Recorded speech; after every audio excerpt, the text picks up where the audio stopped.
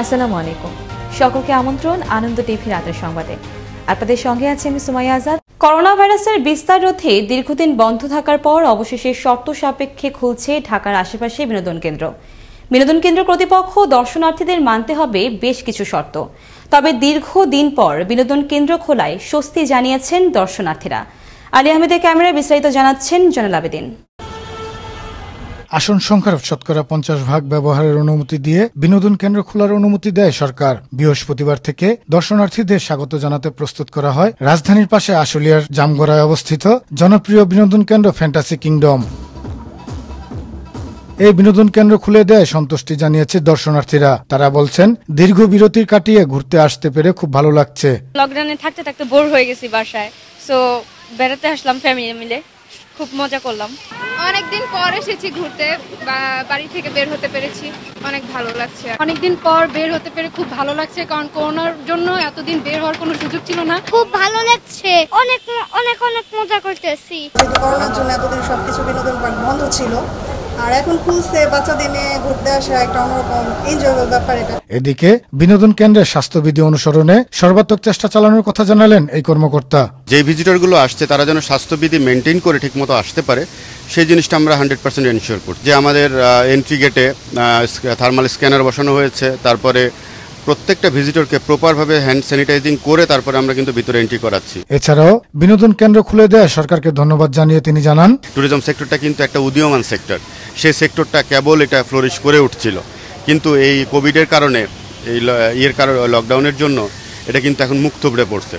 এখনও সময় আছে, এখনও যদি গভর্নমেন্ট এটার প্রতি একটু ওই যে কন্ট্রোলড এবং আনকন্ট্রোলড এই জিনিসটাকে যদি একটু কম্পেয়ার করে এগুলো যদি বন্ধ না করে দেওয়া হয়, তাহলে হয়তো আবারও মুখ একটু উঁচু করে দাঁড়াতে পারবে আর কি এই সেক্টরটা, আমি বিশ্বাস করি। করোনা মহামারী নিয়ন্ত্রণের জন্য দীর্ঘদিন বিনোদন কেন্দ্রগুলো বন্ধ ছিল। গেল 19 তারিখে স্বাস্থ্যবিধি নিয়ম মেনে খুলে দেওয়া হয়েছে সকল বিনোদন কেন্দ্র। এতে করে বিনোদন প্রেমীরা দীর্ঘদিন পর আনন্দ উল্লাসে মেতেছেন। আগের তুলনায় দর্শনার্থীর সংখ্যাও ছিল কম, তবে সকল দর্শনার্থীরা স্বাস্থ্যবিধির নিয়ম মেনে আনন্দ উৎসব করবে এমনটাই প্রত্যাশা সকলের। জয়নাল আবেদিন, আনন্দ টিভি, ঢাকা। মানিকগঞ্জের যমুনা নদীতে অস্বাভাবিক পানি বৃদ্ধি পাওয়ায় ডুবে গেল আরিচা ফেরিঘাটের র্যাম। এতে করে শুক্রবার সকাল থেকে বাধা সৃষ্টি হয় যানবাহন পারাপারে। এছাড়া নদীর স্রোত অব্যাহত থাকায় হিমশিম খেতে হয় ফেরি চলাচলেও। এ সময় ঘাট এলাকায় দেখা দেয় যানবাহনের দীর্ঘ সারি। ঝুঁকি এড়াতে সতর্কভাবে যানবাহন চলাচল করছে বলে জানায় বিআইডব্লিউটিসি কর্তৃপক্ষ। রংপুরে সংঘবদ্ধ প্রতারক চক্রে 2 সদস্যকে গ্রেফতার করেছে রংপুর মেট্রোপলিটন গোয়েন্দা পুলিশ। শুক্রবার মেট্রোপলিটন গোয়েন্দা কার্যালয়ে সংক্রান্ত তথ্য তুলে ধরেন রংপুর মেট্রোপলিটন পুলিশের উপপুলিশ কমিশনার কাজী মুত্তাকিব রিমিনান। তিনি জানান, রংপুর নগরীর বিভিন্ন এলাকায় কখনো নার্স বা কখনো সুপারভাইজার বলে পরিচয় দিয়ে এমনকি ফেসবুকে প্রেমের ফাঁদ পেতে সাধারণ মানুষের সাথে প্রতারণা করে আসছিল তারা। বরিশালে পোস্টার অপসারণকে কেন্দ্র করে পুলিশের সাথে আওয়ামী লীগ নেতাকর্মীদের সংঘর্ষ ও ধাওয়া পাল্টা ধাওয়ার ঘটনায় পুলিশ ও ইউএনওর পৃথক মামলার বিরুদ্ধে প্রতিবাদ সোচ্চার বরিশাল আওয়ামী লীগের নেতৃবৃন্দ। বরিশাল থেকে কাজী আলামিনের প্রতিবেদন।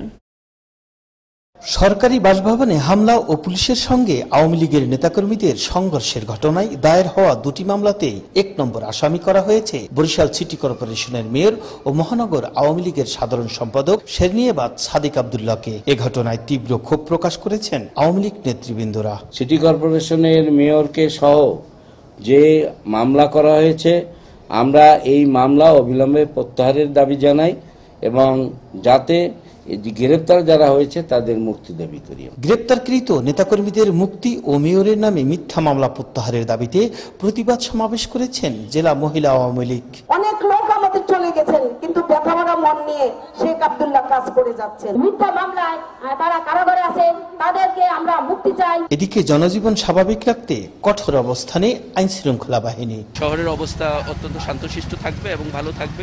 নতুন করে কোনো ধরনের অবস্থা যেন অবনতি না হয়, সেটার জন্য আমরা সব জায়গাতেই পর্যবেক্ষণ।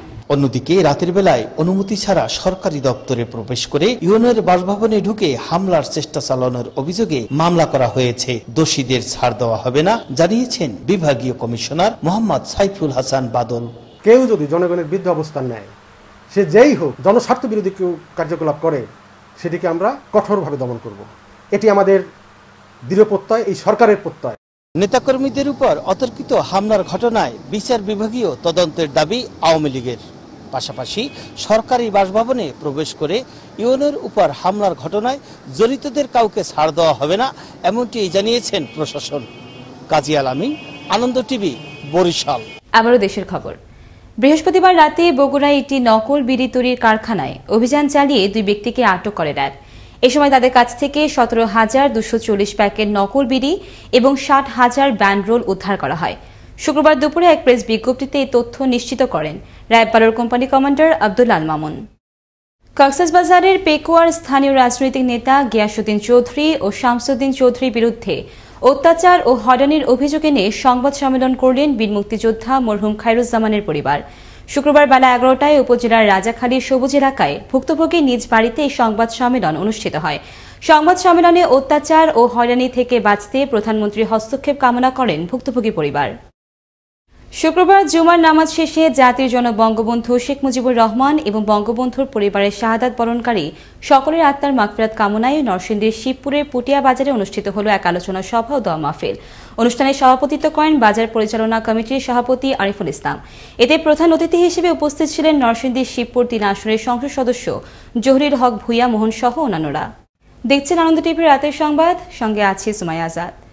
গোপন সংবাদের ভিত্তিতে শুক্রবার সকালে পাবনার ঈশ্বরদীর আওতাপাড়া এলাকায় অভিযান চালিয়ে 90 পিস ইয়াবা সহ ইলিয়াস বিশ্বাস নামের এক মাদক ব্যবসায়ীকে আটক করে র্যাব। আটক মাদক ব্যবসায়ীকে ঈশ্বরদী থানায় হস্তান্তর করা হয়। বিষয়টি নিশ্চিত করেন র্যাব 12 CPC 2 এর ভারপ্রাপ্ত কোম্পানি কমান্ডার কিশোর রায়। নওগাঁ সদরে দীপু হোসেন নামের এক লিবিয়া প্রবাসীকে লিবিয়া থেকে ইতালিতে পাঠানোর কথা বলে জিম্মি করে 25 লাখ টাকা মুক্তিপণ দাবি করে সংঘবদ্ধ মানব পাচারকারী চক্র। এই ঘটনায় প্রবাসীর ভাই মতিউর রহমান থানায় অভিযোগ করলে 24 ঘণ্টার মধ্যে কুমিল্লা থেকে চক্রের 2 সদস্যকে আটক করতে সক্ষম হয় পুলিশ। শুক্রবার দুপুরে এক সংবাদ সম্মেলনে এই তথ্য জানান নওগাঁ জেলা পুলিশ সুপার আব্দুল মান্নান মিয়া। গোপন সংবাদের ভিত্তিতে বৃহস্পতিবার বিকেলে নারায়ণগঞ্জের চিটাগাং রোড এলাকায় অভিযান চালিয়ে 18,860 পিস ইয়াবা সহ শহীদুল হক দীপু নামের এক মাদক ব্যবসায়ীকে আটক করে র্যাব। আটক মাদক ব্যবসায়ীর বিরুদ্ধে মাদকদ্রব্য নিয়ন্ত্রণ আইনে মামলা দিয়ে সিদ্ধিরগঞ্জ থানায় হস্তান্তর করা হয়। শুক্রবার দুপুরে এক প্রেস বিজ্ঞপ্তিতে র্যাব 11 পক্ষ থেকে জানানো হয় এ তথ্য।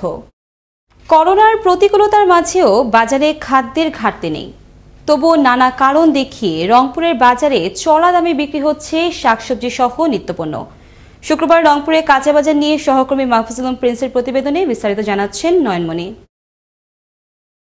শাকসবজি আর শস্যের যোগানে মাঠে হাড় ভাঙা শ্রম দিচ্ছেন রংপুরের প্রান্তিক কৃষকরা, কিন্তু দুশ্চিন্তা বাড়াচ্ছে পণ্যের দাম। মন্দার বাজারে পুঁজি ধরে রাখতে হিমশিম খাচ্ছে প্রান্তিক চাষিরা। সবজি বিক্রি করে কাঙ্ক্ষিত দাম না পাওয়ার অভিযোগ তাদের। যারা ব্যবসা করে ওরা তো 40-50 টাকা কেজি বিক্রি করে, আমাদের তো কিচ্ছু নেই। সরকার যদি একটু কেয়ার নেয় তাহলে কিন্তু এই কাঁচামাল কৃষক বাঁচবে। নিয়ম নীতির বালাই নেই সবজি বাজারে, ইচ্ছে মতো দাম হাঁকছেন খুচরা ও পাইকারি ব্যবসায়ীরা। রংপুরের পাইকারি ও খুচরা বাজারে কয়েকদিন ধরেই সব ধরনের শাকসবজির দাম চড়া। দাম বাড়ার জন্য পরস্পরকে দায়ী করছেন বিক্রেতারা। বিভিন্ন জায়গায় বন্যা এবং করোনার প্রভাবের কথাও বলছেন তারা। খুচরার কোনো রেট নাই, ওটা আমরা বলতে পারবো না। আমরা রংপুর সিটি বাজারে যেটা বিক্রি এটা বলতে পারবো।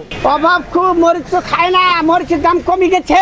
গত সপ্তাহে দেশি পেঁয়াজ 40 টাকা ছিল, এলসি পেঁয়াজ ছিল 30 টাকা, 32 টাকা। সরকার প্রচুর পরিমাণ পর্যাপ্ত পরিমাণ চাল কিনতেছে, সরকারি গুদামে ঢুকাইতেছে, এই কারণে একটু বাজারটা একটু বেশি। মাছের আমদানি আল্লাহর রহমত মোটামুটি, দেশি মাছ প্রচন্ড আছে, কিন্তু সেই অনুযায়ী কাস্টমার নাই। এই পরিস্থিতিতে নিরুপায় সাধারণ ক্রেতারা। তাদের দাবি সরকারের হস্তক্ষেপ চায় কঠোরভাবে বাজার মনিটরিং। আড়তদাররা হয়তো অনেক সময় কিছুটা জিনিস রাখার মতো যদি রাখি হয়তো একটু চাহিদা একটু বাড়ানোর চেষ্টা করে। সবকিছুরই দাম বেশি, সরকার তদারকি করুক, দেখুক সাধারণ মানুষ কিনে বাসে খাইতে পারুক। আমাদের মতো মনে করেন ফ্যামিলি, মধ্যবিত্ত ফ্যামিলি তো খুব সমস্যা। আর এইটা তো একটা বাজেটটাকে একটা পুরো সিন্ডিকেট করে বলছে, তো এইটা অবশ্যই সরকারের দৃষ্টি আকর্ষণ করা অবশ্যই আমি প্রয়োজন মনে করি। প্রকৃতির উত্তাপের কিছু কিছু সবজিতে প্রভাব পড়লেও ভারতীয় কাঁচামরিচের আমদানি থাকায় দাম কমেছে কাঁচামরিচের। গত সপ্তাহে যে মরিচের দাম ছিল 120 টাকা কেজি, এখন তা বিক্রি হচ্ছে 60 টাকায়। নয়নমণি, আনন্দ টিভি, ন্যাশনাল ডেস্ক। টানা বর্ষণ আর উজান থেকে নেমে আসা ঢলে পদ্মা ও যমুনার পানি বৃদ্ধি পাওয়ায় পাবনা জেলার নিচু এলাকাগুলোতে অব্যাহত রয়েছে পানি বৃদ্ধি। প্লাবিত হচ্ছে বসতবাড়ি সহ শত শত একর ফসলের জমি। পানিবন্দী হয়েছে নদী তীরবর্তী মানুষজন। গেল 24 ঘন্টায় পদ্মা নদীর হার্ডিঞ্জ ব্রিজ পয়েন্টে 18 সেন্টিমিটার পানি বৃদ্ধি পেয়েছে বলে জানান পাবনা পানি উন্নয়ন বোর্ডের সহকারী প্রকৌশলী মোশাররফ হোসেন। টাঙ্গাইলের ধনবাড়ির কেরামজানি গ্রামে নদী ভাঙন কবলিত এলাকা পরিদর্শন করলেন কৃষিমন্ত্রী ডক্টর আব্দুর রাজ্জাক। শুক্রবার দুপুরে পরিদর্শন শেষে ক্ষতিগ্রস্ত মানুষদের পুনর্বাসন এবং নদী ভাঙনের প্রতিরোধ স্থায়ীভাবে সমাধানের আশ্বাস দেন মন্ত্রী। এ সময় সরকারি কর্মকর্তা এবং জনপ্রতিনিধি সহ আওয়ামী লীগের নেতৃবৃন্দ উপস্থিত ছিলেন। 11 দিনের ব্যবধানে পটুয়াখালী কুয়াকাটা সমুদ্র সৈকতে আবারও ভেসে এলো 12 ফুট ও 6 ফুট দৈর্ঘ্যের দুটি মৃত ইরাবতী ডলফিন। এ সময় ভেসে আসে একটি মৃত রাজকাকড়াও। শুক্রবার দুপুরে সৈকতের গঙ্গামতির ঝাউবাগান এবং ধোলাই মার্কেট পয়েন্টে এগুলো ভাসতে দেখে পর্যটকরা। ডলফিন দুটি এবং কাকাটির মৃত্যুর কারণ খতিয়ে দেখা হবে বলে জানান কলাপাড়া উপজেলা সিনিয়র মৎস্য কর্মকর্তা অপু সাহা। নারায়ণগঞ্জে মসজিদে বিস্ফোরণের ঘটনার পর থেকে বন্ধ রয়েছে বাইতুসালাহ জামে মসজিদ। এবার মসজিদটি খুলে দেওয়ার দাবিতে অনুষ্ঠিত হল মানববন্ধন। শুক্রবার জুমার নামাজ শেষে পশ্চিমতলা এলাকায় ক্ষতিগ্রস্ত মসজিদটির সামনে এই মানববন্ধন পালন করে নিহত পরিবারের স্বজন ও মুসল্লিরা। এ সময় 7 দিনের মধ্যে মসজিদটি খুলে না দিলে কঠোর কর্মসূচি পালনেরও ঘোষণা দেন মানববন্ধনের বক্তারা। এই ছিল এখনকার মতো। আনন্দ টিভির সর্বশেষ সংবাদ এবং বিনোদন সবার আগে দেখতে ভিজিট করুন www.facebook.com/anandotv এই পেজে। ধন্যবাদ সকলকে। শুভরাত্রি।